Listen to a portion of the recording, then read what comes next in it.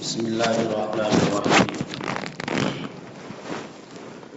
الحمد لله رب العالمين، والصلاة والسلام على سيد الأنبياء والمرسلين وعلى آله وأصحابه أجمعين. أما بعد، فقد قال الله تبارك وتعالى: أعوذ بالله من الشيطان الرجيم. بسم الله الرحمن الرحيم. وَلَنَبْلُوَنَّكُمْ بِشَيْءٍ مِّنَ الْخَوْفِ وَالْجُوعِ وَنَقْصٍ مِّنَ الْأَمْوَالِ وَالْأَنفُسِ وَالثَّمَرَاتِ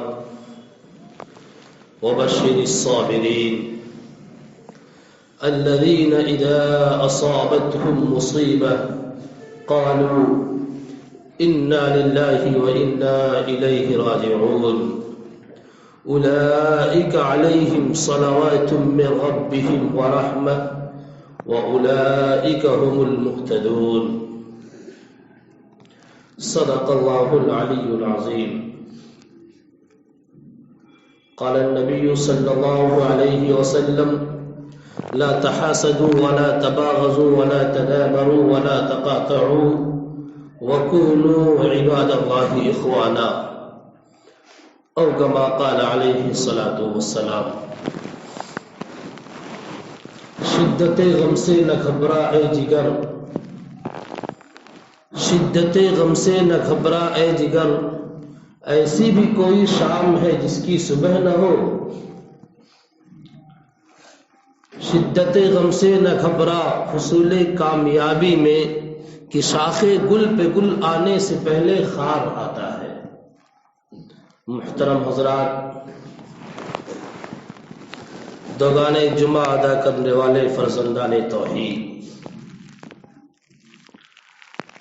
اللہ تبارک و تعالی نے میں نے جو آیت کریمہ 3 آیتیں ابھی خطبے میں تلاوت کیا ہے،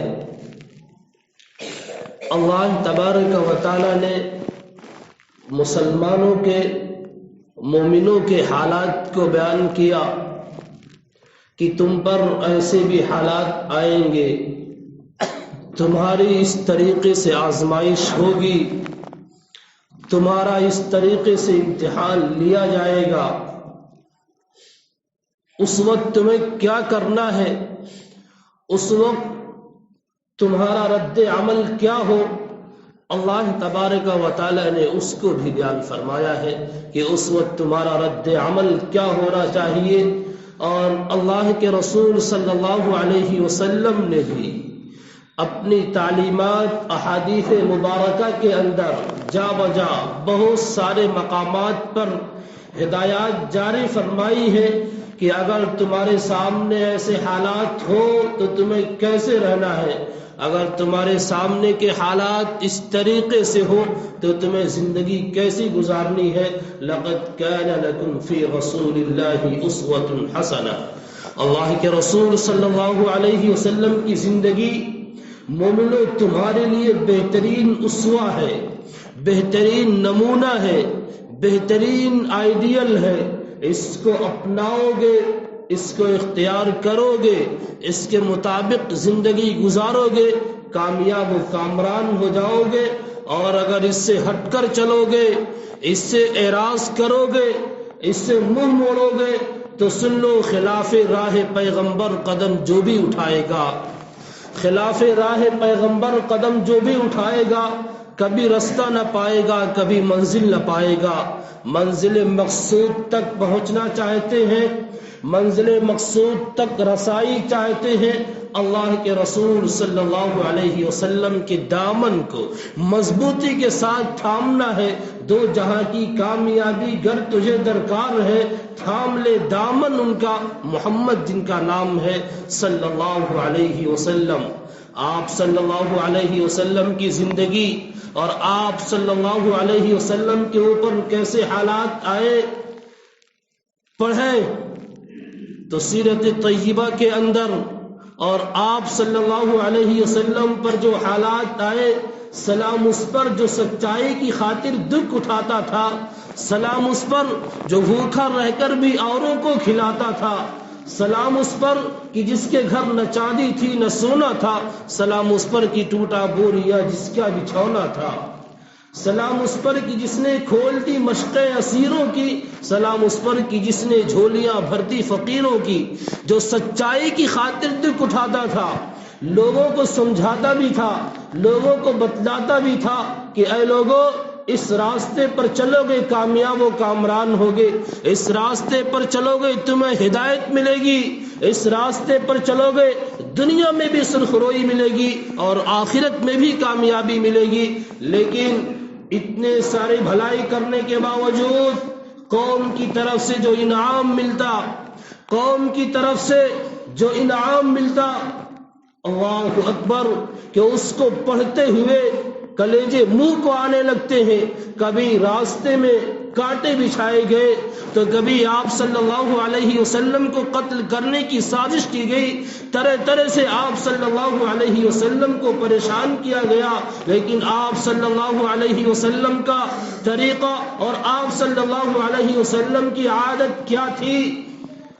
آپ بحر عیادت گئے، اس کے گھر پھینکتی تھی کوڑا جو سرے پاک پر، بحر عیادت گئے اس کے گھر پھینکتی تھی کوڑا جو سرے پاک پر، کتنی بدبخت تھی، کتنی خوشبخت تھی۔ یاد آتی ہے مجھ کو وہ بڑھیا بہت، وہ تو رحمت ہی رحمت ہے سب کے لیے، وہ اپنے ہو قبیلے کے یا غیر ہو، ان کے کردار عفو کرم کے لیے فتح مکہ کا ہے ایک حوالہ بہت۔ یہ آپ صلی اللہ علیہ وسلم وہ 13 سالہ مکی زندگی آپ پڑھ ڈالیے کہ 13 سالہ مکی زندگی کے اندر آپ صلی اللہ علیہ وسلم کے اوپر کیسے مظالم ڈھائے گئے، اور 8 سالہ مدینہ المنورہ کی زندگی کو پڑھ ڈالیے، فتح مکہ سے پہلے کے حالات کو پڑھ ڈالیے کہ جن کی بھلائی کے لیے اور جن کی رشد و ہدایت کے لیے، جن کی کامیابی و کامرانی کے لیے آپ انتھک کوشش کرتے تھے، کتنی کوشش کرتے تھے۔ قرآن نے اس کو نقل کیا ہے،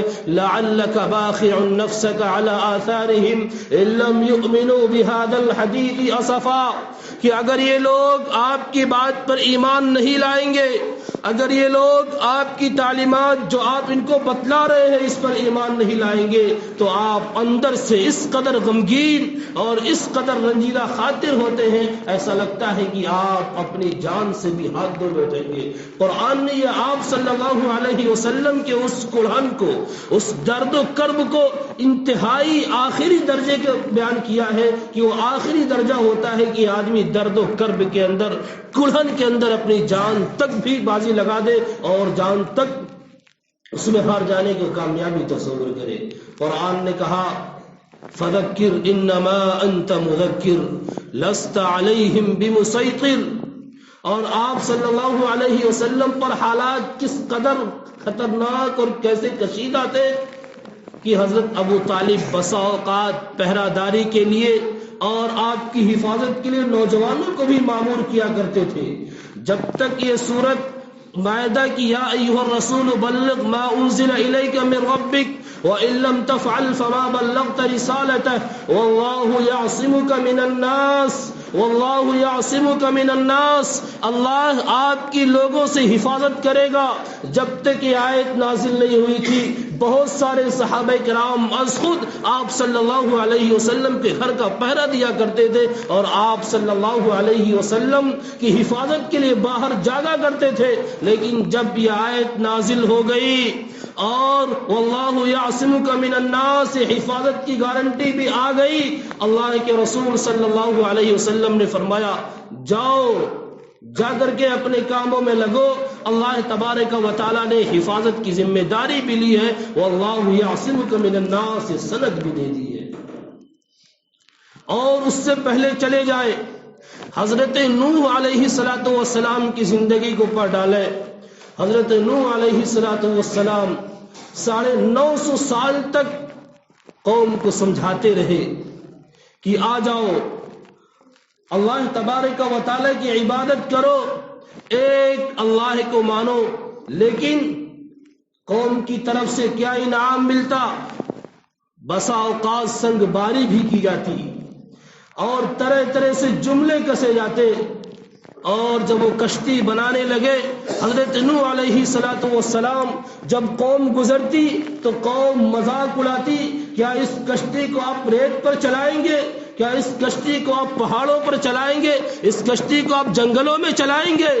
پانی اس کے لیے چاہیے۔ اللہ تبارک و تعالیٰ نے حکم دے دیا تھا کشتی بناؤ، لیکن جب انہوں نے نہیں مانا، اللہ تبارک و تعالیٰ نے حضرت نوح علیہ السلام کو اور جو چند افراد ایمان لائے تھے ان کو بچا کر پوری قوم کو تباہ و برباد کر دیا۔ حتیٰ کہ جس نے بغاوت کی، چاہے وہ گھر کا فرد ہی کیوں نہ ہو، اس سے کہا آ کر کے کشتی میں سوار ہو جا۔ کنعان تھا لیکن کہا کہ میں کسی پہاڑ پر چلا جاؤں گا، سآوی الی جبل یعصمنی من الماء، کسی پہاڑ کا سہارا لے لوں گا، وہ پہاڑ مجھے پانی سے بچا لے گا۔ حضرت نوح علیہ السلام نے کہا لا عاصم اليوم من امر اللہ الا من رحم، آج کے دن جس پر اللہ مہربانی کرے، جو اس کلمہ کو پڑھ لے، جو اللہ تبارک و تعالی کی وحدانیت کا معترف اور مقر ہے، اسی کو نجات ملے گی، اس کے علاوہ کوئی اور بچنے والا نہیں ہے۔ چنانچہ وہ بھی غرق درآب ہو گیا، وہ بھی پانی میں ڈوب گیا۔ حضرت نوح علیہ السلام کی قوم نے جب اس طریقے سے پریشان کیا، اللہ تبارک و تعالیٰ نے ایسی ان کو سزا دی اور اس طریقے سے ڈبویا اور اس طریقے سے ان کو ہلاک و تباہ و برباد کیا کہ نام و نشان مٹ گئے۔ اس کے بعد آئیے حضرت ابراہیم علیہ السلام کی زندگی کو پڑھ ڈالیے۔ حضرت ابراہیم علیہ السلام جب اللہ تبارک و تعالی کی وحدانیت، اللہ تبارک و تعالی کی الوہیت کو لوگوں کو سمجھاتے ہیں تو کوئی اور نہیں، گھر کا فرد یعنی باپ کہتا ہے لئن لم تنتہی لأرجمنک وہجرنی ملیا۔ ابراہیم کس کی دعوت دیتے ہو؟ کس کی تبلیغ کرتے ہو؟ کس کی طرف لوگوں کو بلاتے ہو؟ باز آ جاؤ۔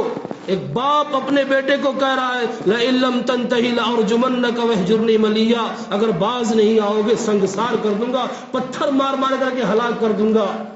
وقت کا بادشاہ نمرود، خدائی کا دعویٰ کرنے والا، کہتا ہے ایک آگ روشن کی جائے، جو آگ آسمانوں سے باتیں کر رہی تھی، بہت بلند و بالا، کہ چلو ابراہیم کو جلا کر کے خاکستر کر دو، قصہ ہی ختم ہو جائے۔ لیکن اللہ تبارک و تعالیٰ نے حفاظت جس سفینے کی انہیں منظور ہوتی ہے، طوفان تک اسے خود ساحل تک اسے خود طوفان لا کے چھوڑ جاتے ہیں۔ جس سفینے کی حفاظت اللہ تبارک و تعالیٰ کرنا چاہتا ہے کوئی اور نہیں، وہ طوفان آتا ہے اور طوفان صحیح سالم اس کو ساحل تک اور کنارے تک پہنچاتا ہے۔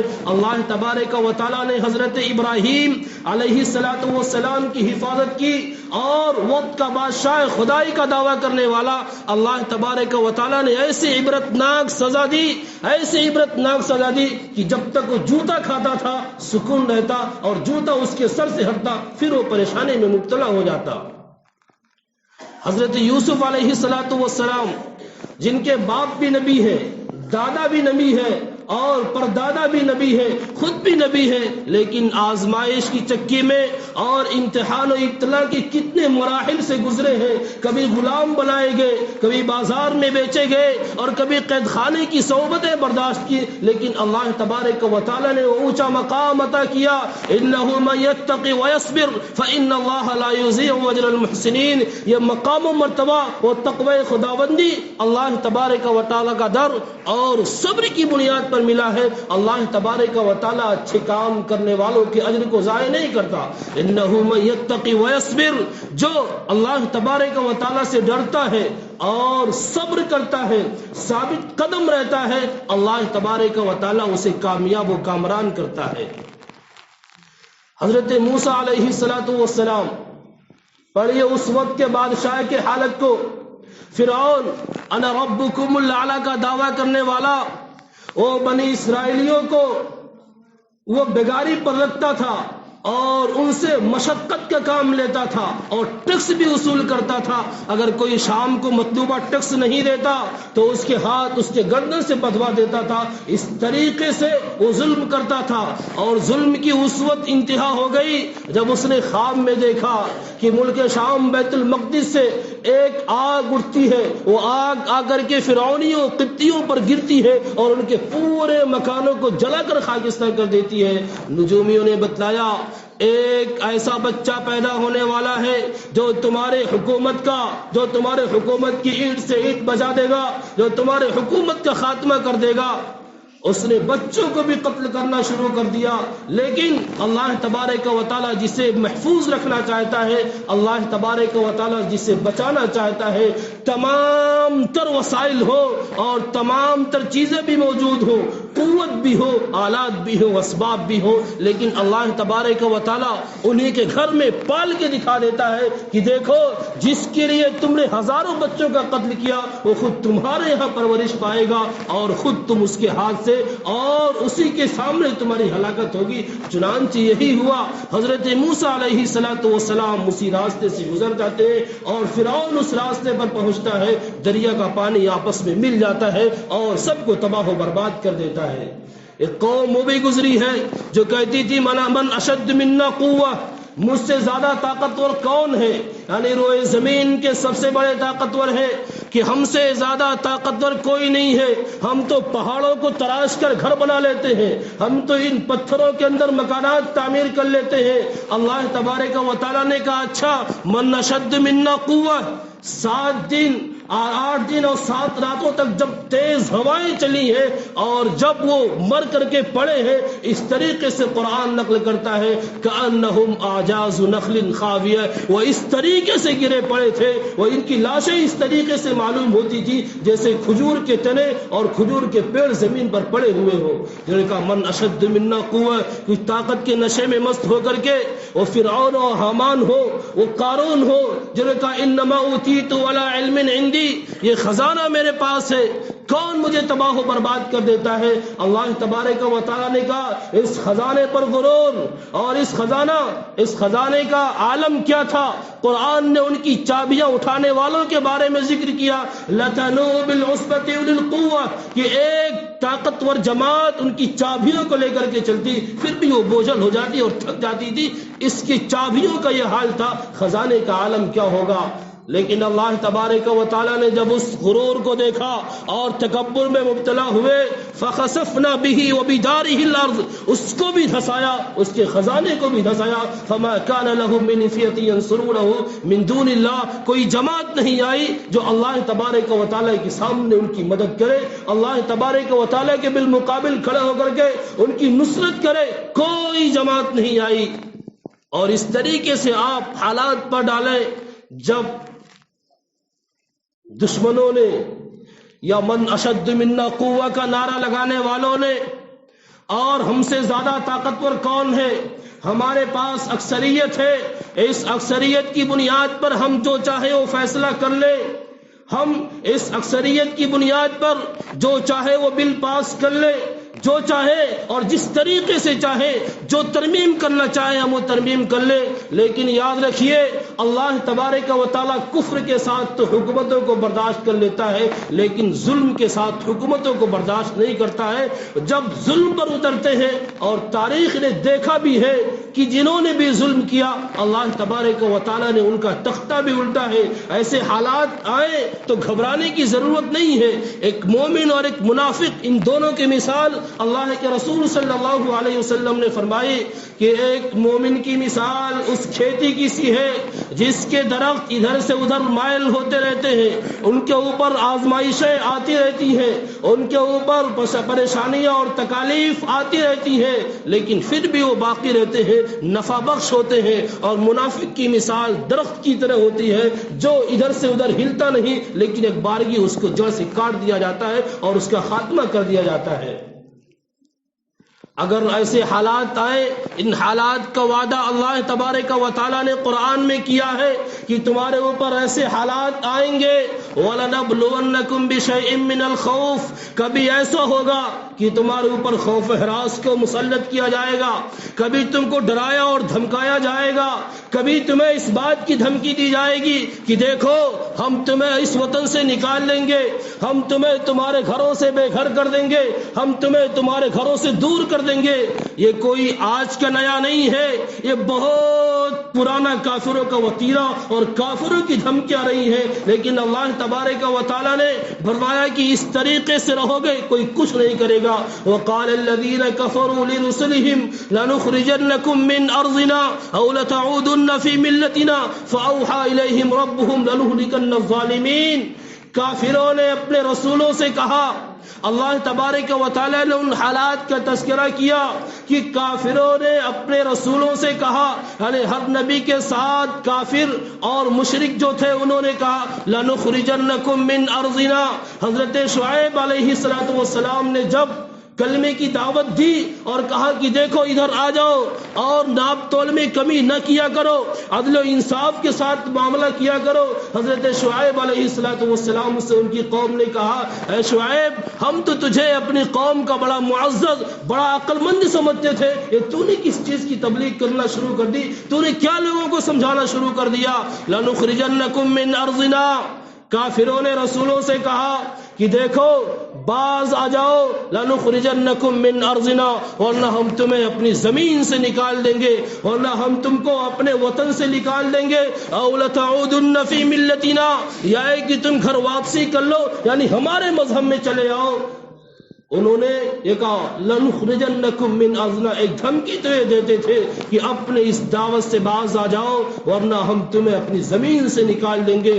اور دوسرا ایک طریقہ اور دوسرا ایک تجویز رکھتے تھے لَتَعُودُنَّ فِي مِلَّتِنَا، ہمارے مذہب میں چلے آؤ۔ فَأَوْحَى إِلَيْهِمْ رَبُّهُمْ لَنُهْلِكَنَّ الظَّالِمِينَ وَلَنُسْكِنَنَّكُمُ الْأَرْضَ مِنْ بَعْدِهِمْ ذَلِكَ لِمَنْ خَافَ مَقَامِي وَخَافَ وَعِيدِ۔ اللہ تبارک و تعالیٰ نے رسولوں کی جانب وحی کی اور کہا گھبرانا نہیں، ثابت قدم رہنا، جم کر کے رہنا، جس چیز کی تم دعوت دے رہے ہو یہ برحق ہے، اللہ تبارک و تعالیٰ کی نصرت تمہارے ساتھ ہے۔ لَنُهْلِكَنَّ الظَّالِمِينَ، ظالمین کو تباہ و برباد کر دیں گے۔ وَلَنُسْكِنَنَّكُمُ الْأَرْضَ مِنْ بَعْدِهِمْ، اور ہم ان کے بعد زمین کا وارث تمہیں بنائیں گے، ہم زمین کا مالک تمہیں بنائیں گے، ہم تمہیں آباد کریں گے۔ لیکن یاد رکھیے یہ آباد ان کو کیا جائے گا جن کی دو صفت ہو، ذَلِكَ لِمَنْ خَافَ مَقَامِي وَخَافَ وَعِيدِ، جو میری وعید سے بھی ڈرتا ہو اور میرے سامنے کھڑے ہونے سے بھی ڈرتا ہو، جس کو اللہ تبارک و تعالیٰ کا خوف بھی ہو اور آخرت کی زندگی اس کے سامنے ہو کہ وہاں پر ہمیں حساب بھی دینا ہے، وہاں پر ہمیں پیش بھی ہونا ہے، ہمیں اس کا بھی ڈر ہو، اللہ تبارک و تعالیٰ کا بھی ڈر ہو۔ یہ چیز جس کے اندر ہوگی اللہ تبارک و تعالیٰ، یہ تیز آندھیاں چلتی ہیں گزر جاتی ہیں لیکن جو ثابت قدم ہوتے ہیں، تیز ہوائیں چلتی ہیں، وہ پتنگے تیز ہوائیں چلتی ہیں وہ ذرات ٹوٹ جاتے ہیں، لیکن جو زور آور درخت ہوتے ہیں، جو مضبوط پتھر اور بلڈنگیں ہوتی ہیں، جو کھمبے ہوتے ہیں وہ باقی رہتے ہیں، ذرات توڑ کر کے چلے جاتے ہیں۔ مومن بنو، مومن طاقتور بنو۔ اللہ کے رسول صلی اللہ علیہ وسلم نے فرمایا طاقتور مومن کمزور مومن کے مقابلے میں بہتر ہے، طاقتور مومن کمزور مومن کے مقابلے میں اللہ کو زیادہ پسند ہے۔ اس لیے طاقتور مومن بنو، اپنے ایمان کو مضبوط کرو، آدھیاں کیسی بھی چلے اس کے رو میں نہ رہو، یہ نہ کہو کہ چلو ادھر کو ہوا ہو جدھر کو، بلکہ یہ سبق ہو چلو ادھر، ایمان کہے جدھر، اسلام کہے جدھر، تم جس طریقے سے بھی رہو اپنے ایمان کی سلامتی کے ساتھ اور اپنے ایمان کی حفاظت کے ساتھ، اپنے شعائر اپنے تشخصات کی بقا کے ساتھ زندہ رہو گے۔ جب یہ عزم ہوگا اور یہ اندر کا جذبہ بھی ہوگا تو حالات کیسے بھی آئیں گے وہ کبھی بھی منتشر نہیں کریں گے، وہ آپ کو ثابت قدم رکھیں گے۔ وَلَنَبْلُوَنَّكُمْ بِشَيْءٍ مِّنَ الْخَوْفِ، کبھی خوف مسلط کیا جائے گا، والجوع، کبھی ایسا ہوگا کہ تم پر بھوکمری اور بھوک کو اور فاقے کو آزمایا جائے گا. کبھی ایسا ہوگا یا تو تم سے حکومتیں کھانے کو بھی روک سکتی ہیں، کبھی ایسا ہو سکتا ہے کہ بھوک کا اس طریقے سے بھی تمہارے اوپر تسلط ہوگا کہ تمہیں جو مطلوبہ نوکریاں ملنی چاہیے، جو تمہیں حصے داری ملنی چاہیے، اس سے کمی ہو جائے گی اور اس طریقے سے تمہیں حصے داری نہیں ملے گی. وَلَنَبْلُوَنَّكُمْ بِشَيْءٍ مِّنَ الْخَوْفِ وَالْجُوعِ وَنَقْصٍ مِّنَ الْأَمْوَالِ، کبھی ایسا ہوگا کہ تمہارے مال میں کمی ہوگی، ناجائز تمہارے مال کو لوٹا جائے گا اور ناجائز تمہارے مال کو لے لیا جائے گا. وَنَقْصٍ مِّنَ الْأَمْوَالِ وَالْأَنفُسِ، کبھی ایسا ہوگا کہ تمہارے اوپر کوئی ایسی وبا اور اس طریقے سے وہ مسلط ہوں گے اور اس طریقے سے تم کو ڈرائے اور دھمکائیں گے اور تمہاری جانوں کا بھی نقصان ہوگا. وَنَقْصٍ مِّنَ الْأَمْوَالِ وَالْأَنفُسِ وَالثَّمَرَاتِ، کبھی ایسا ہوگا کہ تمہاری کھیتیاں بھی ہوں گی اور تمہارے باغات اور پھل بھی ہوں گے لیکن وہ تمہیں نہیں ملیں گے. وَبَشِّرِ الصَّابِرِينَ، اس وقت صبر کرنا یعنی ثابت قدم رہنا ہے، اپنے آپ کو جمع کر کے رکھنا ہے اور اس بات کا نعرہ لگانا ہے یہ دینا تھا، یہ بھی اللہ تبارک و تعالیٰ کا تھا اور اگر یہ ہم سے چلا گیا یہ بھی اللہ تبارک و تعالیٰ کے حکم سے ہے. ہم نے کلمہ پڑھا ہے، ہم ایمان لائے ہیں. والقدر خیرہ وشرہ، وہ چاہے اچھا معاملہ ہمارے ساتھ ہو، وہ چاہے کوئی مصیبت اور تکلیف کا معاملہ ہو، سب کے سب اللہ تبارک و تعالیٰ کی جانب سے ہوتا ہے. وما اصابکم من مصیبت فبما کسبت ایدیکم ویعفو عن کثیر، جو کچھ بھی ہوتا ہے یہ سب ہمارے اعمال اور ہمارے کارناموں کی بنیاد پر ہوتا ہے. ظہر الفساد فی البر والبحر بما کسبت ایدی الناس، یہ لوگوں کے جیسے اعمال ہوتے ہیں، جیسے ان کی حرکتیں ہوتی ہیں، اللہ تبارک و تعالیٰ اسی طریقے سے انہیں انعام اور اسی طریقے سے انہیں سزا دیتا ہے. اعمال اچھے ہیں انعام دیتا ہے، اگر ان کی حرکتیں اچھی نہیں ہیں اللہ تبارک و تعالیٰ سزا میں مبتلا کرتا ہے. اگر امن و امان چاہتے ہو اور یہ چاہتے ہو کہ تم صحیح سالم رہو تو اللہ تبارک و تعالیٰ نے قرآن میں دو امان عذاب سے، دو امان اللہ تبارک و تعالیٰ نے مصیبتوں سے اتارے ہیں. ایک امان تو ہمارے درمیان نہیں لیکن دوسرا امان آج بھی ہمارے درمیان موجود ہے، ہم اس کو اختیار کریں. اللہ تبارک و تعالیٰ فرماتا ہے وما كان الله ليعذبهم وانت فيهم وما كان الله معذبهم وهم يستغفرون، کہ اللہ تبارک و تعالیٰ تمہیں مصیبتوں میں مبتلا نہیں کرے گا، اللہ تبارک و تعالیٰ تمہیں تکالیف میں مبتلا نہیں کرے گا جبکہ اللہ کے رسول صلی اللہ علیہ وسلم کی ذات گرامی آپ کے درمیان ہو.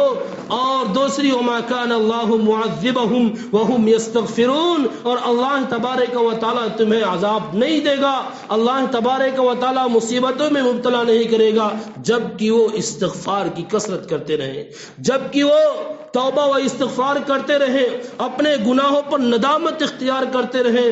اور سنو، حضرت ابو درداء رضی اللہ تعالیٰ عنہ روایت کرتے ہیں کہ اللہ کے رسول صلی اللہ علیہ وسلم نے ارشاد فرمایا کہ اللہ تبارک و تعالیٰ کہتا ہے انا اللہ لا الہ الا انا، میں ہی اللہ ہوں. انا مالک الملوک، میں بادشاہوں کا بادشاہ ہوں. وقلوب الملوک فی یدی، اور بادشاہوں کے قلوب میرے دل میں ہے، بادشاہوں کے قلوب میرے قبضے میں ہے، بادشاہوں کے قلوب میرے ہاتھ میں ہے.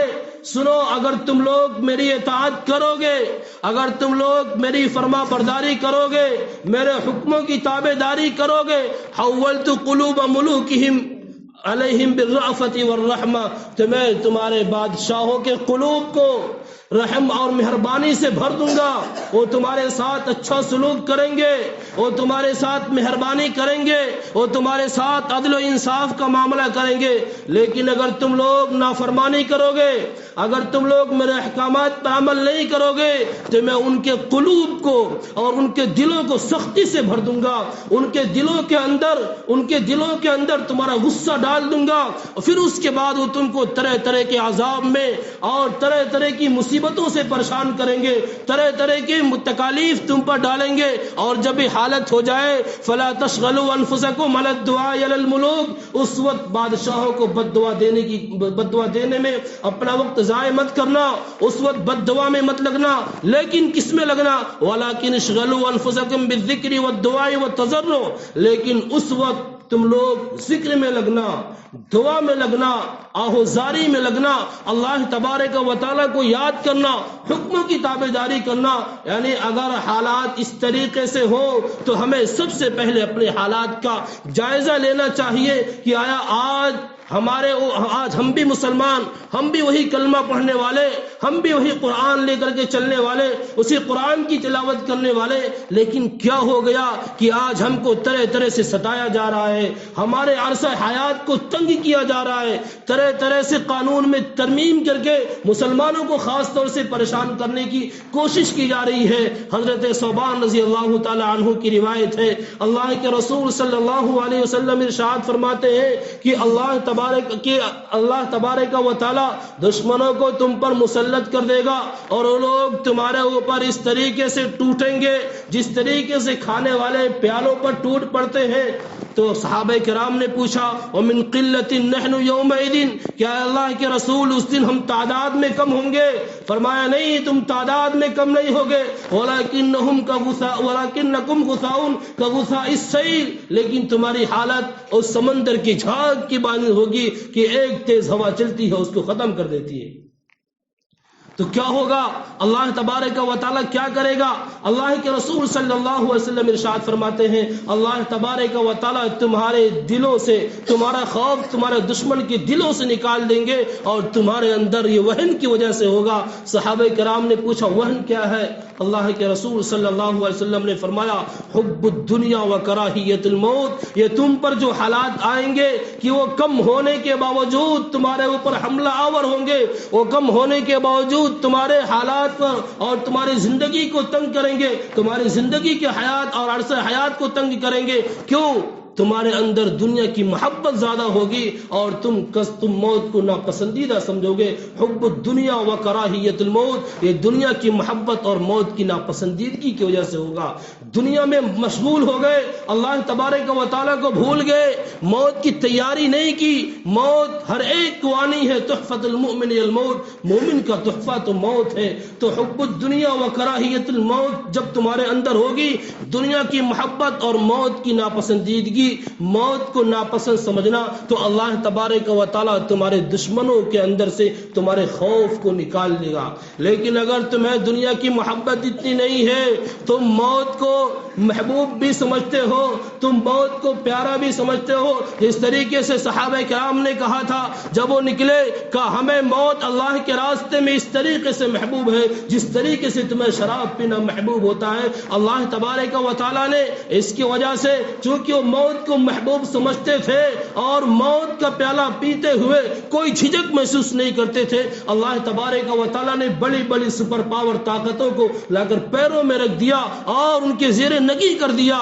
یا اللہ تبارک و تعالیٰ دے گا ولا تہنوا ولا تحزنوا وانتم الاعلون ان کنتم مؤمنین، گھبراؤ نہیں، غم مت کرو اور گھبراؤ نہیں، ولا تحزنوا وانتم الاعلون، تم ہی سر بلند ہو گئے. لیکن شرط یہ ہے کہ سچے مومن تو بنو، شرط تو یہ ہے کہ پکے مومن تو بنو، اپنے ایمان کی علامتوں کو باقی رکھو، اپنے ایمان کی علامتوں کو باقی رکھو، شاعر کو باقی رکھو اور اپنے آپ کو اس طریقے سے پیش کرو اور اس طریقے سے رہو کہ دیکھنے والا یہ سمجھے کہ اسلام کا ماننے والا، یہ اسلام کی تعلیمات پر عمل کرنے والا، یہ رسول اللہ صلی اللہ علیہ وسلم کا امتی ہے.